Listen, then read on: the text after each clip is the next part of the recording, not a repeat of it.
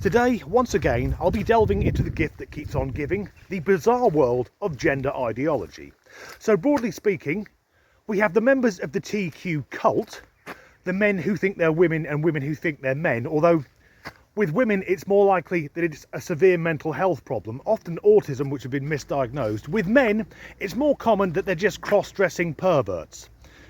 Men who get their kicks from dressing up as ladies and invading ladies' spaces. More of that later. Then there are also the non-binary types, the they, thems, the zers, the people who don't think they're male or female. They're both and neither. Of course, that's bullshit. Everyone knows what sex they actually are. But the thing I find with non-binary types is that other than their identity of being non-binary, they have no personalities. Their identity is all they have. That and seemingly limitless amounts of narcissism. They love being the centre of attention even when it's self-destructive. And I've got a clip coming up which shows another very common trait with non-binary types, which is a sort of arrested development. It's like they get into their early childhood years and part of their personality stops there, be it cognitive and or emotional, which is why they're so keen to throw tantrums like a 3 or 4-year-old who's been told they can't have any sweets. So there's a clip coming up, and I'll be honest, I don't know what it is. Whether it's a man LARPing as a woman or a woman LARPing as a man. Either way, it's having hormone treatment because it's got the weird squeaky voice. But this individual thinks they've come up with a way to indoctrinate the rest of us into their strange ideology, an ideology that demands we ignore the evidence of our own eyes. As non-binary people, as gender non-conforming people, as trans people, we need to make a united front and start carrying around gold star sticker sheets with us at all times. And when someone gets your pronouns right, you give them a sticker. And when they don't get them right, you pull out the sticker sheet and you go, I think this will work. Now, generally, I am not a violent man. However, if an individual approached me and tried to either put a sticker on me or took out a sheet of star stickers and then shook their head, I'm not sure I'd be able to resist giving them a good hard slap round the face, because to be honest, that's what most of the non-binary types need. A short, sharp shock to bring them back down to earth and make them realise they're not that bloody special.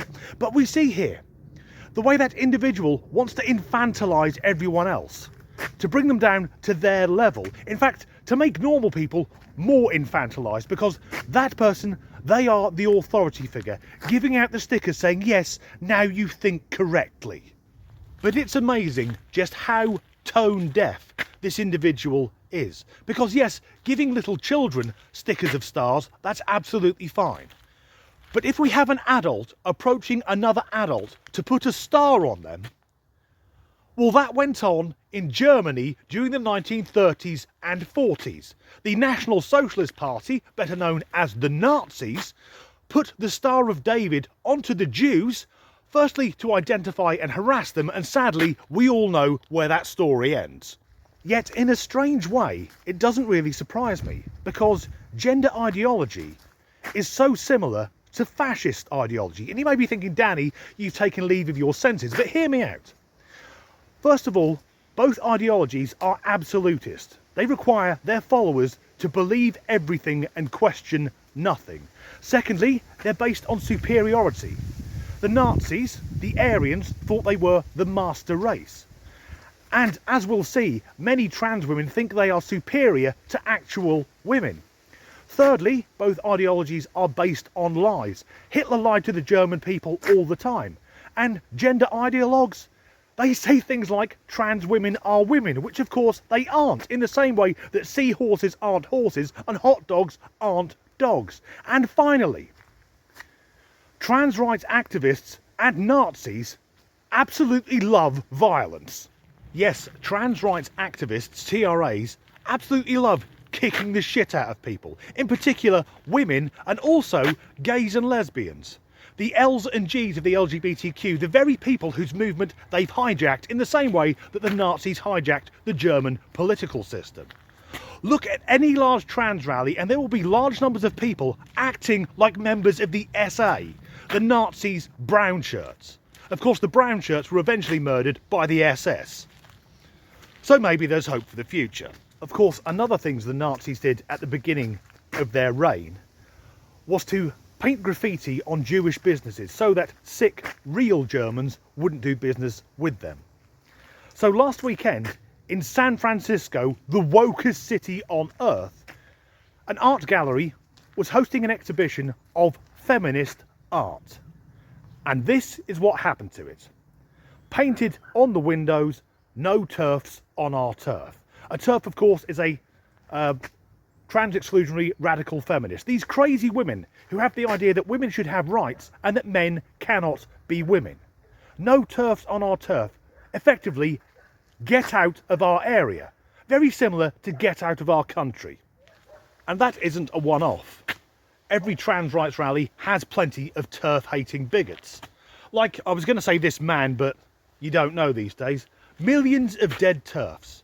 Now, I don't think that person is suggesting that turfs should die peacefully in their sleep of natural causes. To me, that reads, any women who don't go along with our ideology should be put to death. Which is nice. Then also, and this is from San Francisco, turfs suck my nuts. And from earlier in the year, this, turfs suck my huge trans dick. Now, it doesn't sound like these men dressed as women are inviting the feminists to possibly perform oral sex on them. No, this sounds much more threatening. Like they're threatening women with sexual violence. So why on earth is it some women aren't comfortable with the idea that these violent nut jobs want to be in female-only spaces? So now we'll see a confused man dressed as a woman who's had breast implants putting forward the case for why he should be allowed to use female toilets. Remember, fascist ideology. See, here's the issue with that. Trans women are women. That's the issue. Now, you can choose to not be okay with that. Yeah, that's your choice. But then you know what you can do? Not use public facilities. Wait till you get home. Only use single-stall restrooms. The things that you tell us to do, you can do that then, if it bothers you so much. To possibly be in the bathroom with a trans person who's in a stall with a closed door. If that bothers you that much, then wait till you get home. So, to any ladies watching, if you're not comfortable with the idea that in facilities which have been designed for the female body, for female anatomy, if you don't like the idea that you could be sat in a toilet stall and in the cubicle next to you there's some salivating pervert furiously masturbating shouting, "I'm a woman," then you are a bigot and you should do your business at home. The lack of self-awareness these people have, it's mind-boggling. Well, not really, they don't even know what sex they are. And it's now quite a common thing for members of the trans community, certain members, to take photos of themselves inside female washrooms. But they argue it's not a fetish. Never in my 45 years on God's earth have I gone into the gents and think I need to take a photograph before I go for a piss. Anyway, let's get back to the issue at the start of this video, that we should all know everyone's pronouns. And if so, we get a gold star. So, to whatever that thing was who presented that clip, I will set them a challenge.